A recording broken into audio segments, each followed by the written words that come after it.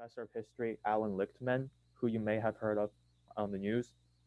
And what he did, he's created a model that's accurately predicted the outcomes of every presidential election since 1984, excluding the 2000 Bush Gore election, in which he did predict the correct popular vote. That's a pretty good result, I'd say, right? Oh yeah, definitely. That's it's pretty consistent.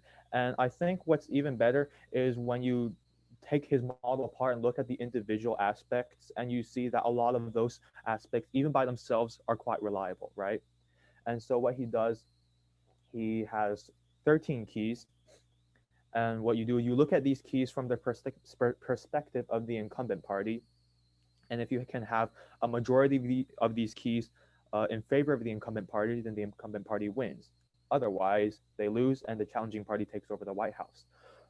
So the first four keys are political keys. The first one is the mandate key, in which the incumbent party increases their number of seats in the House of Representatives. You've got the second key, which is an uncontested nomination, as in the case of President Trump. You've got the incumbency key, in which the incumbent party has the incumbent president as their candidate, and then you have a lack of a significant third party. So those are the four political keys. Okay, so And then, I'd say before we go any further with these political keys, having an example will be quite useful in understanding how the model comes into place. So let's go, I think you mentioned the first key has to do with the House of Representatives. So yeah, looking at, say, the upcoming election of Trump versus Biden, who's getting that key and why? yeah. So that's a good thought. And the answer would be Biden.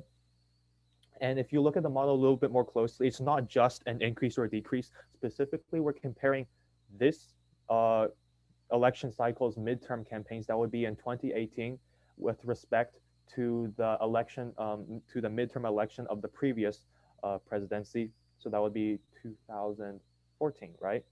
Okay, yeah. And we've gone from 247 seats by the Republicans in 2014 to only 199. So that's a sharp decrease, and this Okay. key goes squarely to Biden. And so that also corresponds to an increase in Democrat seats. So Mhm. what would be the original number of Democrat seats in the House? Uh, Actually, I don't have the numbers, but it actually doesn't even matter. All we have to do is look at the number of seats that the incumbent holds. And it Okay. actually doesn't matter who holds the House either. We're only talking about increase versus decrease. Okay. So if let's say if we have the number of Republicans in the House decrease by one from the previous midterm elections, if I Hmm. understand correctly, That's right. then the party corresponding to the increase gets that key. Yeah, that's right. On a technicality, but then it would be kind of weaker. But again, we have 12 other keys to look at. Okay, okay. So so now we understand that Joe Biden gets that particular key, and that's kind of Hmm. a point in his favor. But you mentioned there's a bunch of others, so let's go through some of those real quick. Yeah. So the second key is the uncontested nomination. For example, no one has ran against Trump in the for the Republican candidacy, so he gets this key. He also gets the third key because he's the incumbent, Yeah. and he gets the fourth key because there is a lack of a significant third party. And in the context of this key, a significant third party is one that takes 5% of the votes. Okay, that makes sense. And I think it makes sense from a statistical standpoint Hmm. because usually when we consider statistical significance, we have something called a p-value. And if a Yep. p-value is generally less than 0.05 or 5%, then something is considered statistically significant. So in this Hmm. case, having at least 5% of the votes would make sense as a way to show that the third party is a significant player in the election, even though Yeah. it might not necessarily win or has a very low chance of winning. Hmm. And that's a good point because you do have to consider all of the keys, especially if one of them is weaker. Um, and so let's look at the performance keys. This is actually the bulk of it because, according to Professor Lichtman, the American people are not as easily swayed by theatrics and campaigns. They look to past performance. So this is the performance keys, and you have the short-term economy, the long-term economy, policy change, a lack of social unrest, a lack of scandal, a lack of foreign or military failure, and inclusion of foreign or military success. So at least looking at the economy keys, I would guess that Trump is losing in both, right? Because of the coronavirus pandemic and seeing how that has affected our economy. I think Hmm. it has very big implications on both in short term and a long term scale, right? Yeah, that's a good point. And the short-term economy, it's a little bit interesting to consider because Professor Lichtman, he mentions that while the key more or less rests on there being a recession, this doesn't have to be like a very narrow definition. This is more of a public sentiment thing, because even economists can't agree on a universally accepted definition of a recession. It's just whether the economy is in general is in decline during this fall season. Okay, so Trump gets both of those, or sorry, I guess Biden gets both of Biden those, gets right? both of those because the short-term economy and the long-term economy is bad. Okay, so can you remind us what the tally is right now for Trump versus Biden as far as the points that we've considered? Sure. So Trump has three keys: uncontested nomination, incumbency, and lack of a third party. And Biden has three keys: mandate, short-term economy, and long-term economy. Okay, so they're coming pretty close right now. So let's talk Yeah. about the other keys as well. Hmm. So you've got policy change, significant policy change specifically. And what this does is it signals a strong and decisive president who can maneuver the political waters and get things done. And Mhm. Trump has, well, let's just talk about his tax cuts, for example. That's pretty significant. He's also appointed three Supreme Court justices. That's pretty significant. So, all in all, this key more or less goes to Trump. That's true. So, well, a lot of people might disagree with what he's doing. I guess we can all agree that he's doing something rather Yeah, than just sitting there and doing nothing. that's right. And then you have a lack of social unrest. And of course, there's all sorts of uh, social unrest in the country right now, whether it's protests, riots, or whatnot. And the key thing about this one is that these have to be sustained social unrest with unresolved concerns and a fear that the social fabric is coming apart. If it's an isolated incident, it doesn't count. But Well, because this I is think across, definitely that with what's going on right now, that yeah, classifies as ongoing social unrest yeah, with the possibility of the social fabric being torn down. That's a pretty mhm, accurate description, I would say. yeah. So we've got one for Trump and one for Biden. Now they're tied at 4-4. Okay. And now you have a lack of scandal. And Professor Lichtman gives this one to Biden because, for example, Trump has been impeached and there have Mhm. been other various scandals such as Russiagate. Um, but I actually beg to differ. By his own definition in his book, a scandal required to reach a threshold to turn this key against Trump, that requires bipartisan recognition of problems besetting the administration. This Mhm. has to discredit the president, question his personal integrity or at least his faithfulness in Mhm. upholding the law. And while there have been strong efforts to get Trump out of office and discredit him, these have been anything but bipartisan. Mhm.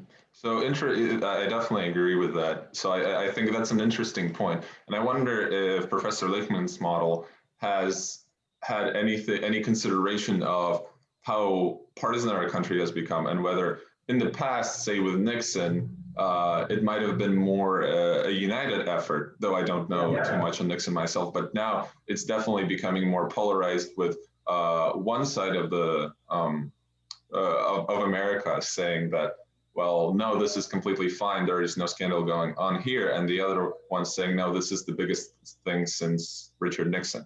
yeah, absolutely. For example, there's a Fox News poll that's shown that 54% of Americans think that Trump should have been removed from office. And while that is certainly significant, that's the majority, that's by no means bipartisan. So I think this key actually goes to Trump because there's been no Interesting. scandal in which bipartisan support has gone against him. Okay, so, but I guess we'll keep this one in mind that it might go one way or the Yeah, other depending on that's how right. you look at it. Yeah. And then the next key is a lack of foreign and military failure. Not much has happened in this regard. So that's all that is required. All you need is a lack of failure. So this one goes to Trump. Okay. And then you have foreign or military success. And this is another point of contention. Uh, to turn this key in your favor, in the incumbent's favor, you need to dramatically improve the nation's interests and prestige. So we're talking Camp David, or Hmm. maybe even the Cuban Missile Crisis, which was, rather volatile but ended nicely, and that's the Yeah. main thing. And Trump hasn't done anything on that scale, but he has done some things. So this key may go to Biden in a bit of a gray area. And what I mean by that is the peace deals that Trump has been making recently. He's Hmm. had three hostile nations uh, officially recognize Israel as a country. You've got Sudan, the UAE, and one other country that I can't recall. And it really depends on how you look at it. The media has kind of downplayed this, understandably, because of other things to talk about. But this is a point of consideration that's in a bit of a gray area. But we'll give it to Biden. Okay. Okay. Yeah. So So then how many? we're We looking at covered six 12 five. now, right? Mm, no, that would be 11 when we're looking 11. at Okay. 6-5. And then you have the personality keys. If the incumbent is a charismatic person who's extraordinarily persuasive, dynamic, or heroic, for example, Ronald Reagan, then this one Mhm. goes to him. However, he's Trump isn't these things. He's actually rather divisive, so this one goes to Biden, and we're tied at 6-6. And then we And so I have the go the last last key. one. Yep, we have the last key, and it's actually the other way around. It's the lack of a charismatic challenger, and Biden is not charismatic either. So this one goes to Trump. And if we look at things from this way, Mhm. then Trump wins 7-6, so he wins the election. And it's Mhm. very interesting because Lichtman gave the scandal key to Biden, in which case Biden won 7-6. Oh, So that's that's interesting. Definitely. I think mhm. with the last two, what stood out to me was how subjective they are, right? Yeah. Because whether a person is charismatic really depends on how you look at it. I'd Hmm. say a lot of people find both Biden and Trump charismatic, but some find either one just kind of awkward old man, right? Yeah. And so, how does Lichtman resolve this issue? Does he acknowledge it in any way? Oh well, he sort of does in a roundabout way because he makes it very clear that you have to be, well, let's just say it again, extraordinarily, keyword extraordinarily persuasive, dynamic, or heroic. He specifically mentions that it's a once in a generation thing with FDR, right? Or Yeah, Teddy yeah. Roosevelt, these kinds of things. Okay. So, it's a pretty well defined line. Yeah, that makes more sense now. So, Hmm. and I think so. You said that it's either 6-7 in favor of Biden or 7-6 in favor of Trump. Can go either Yep. way depending on how we interpret it. Uh huh. So, first of all, I think that shows how close this upcoming race is going to be. Yeah. If someone's model, and we don't know how accurate it is, but it has predicted virtually every election since you said 1998, 1984. 1984. Yeah, Yeah. exactly. Um, yeah, I think it's going to be much closer than a lot of people might think. Yeah. Um, but there is one point of, or actually several points of contention that I want to make, right? Um, because let's look at the short-term economy key. Professor Lichtman actually highlights this in his book, and he mentions that when it goes against the incumbent, that's not a good sign. You know why? Because 9 presidents have ran with the incumbent party during a fall recession, and 9 of those presidents lost. Okay, so um, are there any reason that's a pretty shocking statistic? Yeah, Any idea why? it is a shocking statistic. Um, and okay, so first of all, let's consider the sample pool, right? This is a pool of 39 presidents from 1860 up to 2012, not 2016, Hmm. right? So 39 presidents, 9 have ran and 9 have lost with this key.